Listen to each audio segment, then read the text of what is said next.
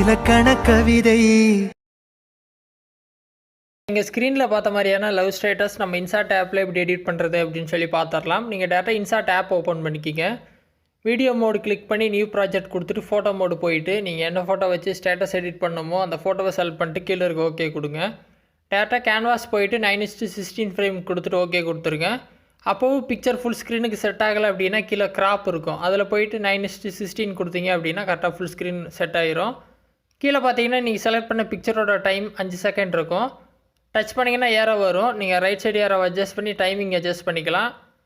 நான் வந்து ஒரு 32 செகண்ட் அட்ஜஸ்ட் பண்ணிக்கிறேன். இந்த மாதிரி டைமிங் அட்ஜஸ்ட் பண்ணிவிட்டு மேலே பார்த்தீங்கன்னா இன்சர்ட் லோகோ இருக்கும், ஸ்க்ரீனில் மேலே பெருக்கல் இருக்கும், கிளிக் பண்ணி ஃப்ரீ ரிமூவ் கொடுத்துருங்க.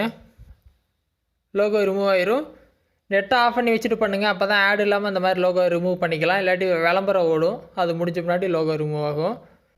நெக்ஸ்ட்டு டேரெக்டாக பிஐபி அப்படின்னு சொல்லிட்டு ஒரு மோடு இருக்கும், அதை கிளிக் பண்ணிடுங்க. நான் வந்து ஒரு பார்ட்டிக்கல் மூவிங் டெம்ப்ளேட் ஆட் பண்ண போகிறேன். இதான் அந்த டெம்ப்ளேட், சரிங்களா? இதை ஓப்பன் பண்ணி ஃபுல் ஸ்க்ரீன் ஜூம் பண்ணி வச்சுட்டு கீழே பிளெண்டு இருக்கும், பிளெண்டு போயிட்டு லைட் அண்ட் கொடுத்துருங்க. இந்த டெம்ப்ளேட்டோட லிங்க் வீடியோ டிஸ்கிரிப்ஷனில் இருக்கும், நீங்கள் டவுன்லோட் பண்ணி யூஸ் பண்ணிக்கிங்க. ஸோ இந்த மாதிரி இதை ஆட் பண்ணிட்டு மறுபடியும் பிஐபி ப்ளஸ் வீடியோ மோடு போயிட்டு நீங்கள் என்ன லிரிக்கல் சாங் ஆட் பண்ணணுமோ அதை ஓப்பன் பண்ணுங்கள். ஸோ நான் அந்த சாங் தான் யூஸ் பண்ணுறேன். ஓப்பன் பண்ணி கொஞ்சம் ஜூம் பண்ணி வச்சுட்டு கீழே பிளெண்டு இருக்கும், அதில் போயிட்டு ஸ்க்ரீன் கொடுத்துருங்க. லிரிக்ஸ் வந்து ஆட் ஆயிரும். அதுக்கப்புறம் ஸ்க்ரீனில் எந்த இடத்துல லிரிக்ஸ் வேணுமோ அங்கே மூவ் பண்ணி வச்சுக்கோங்க.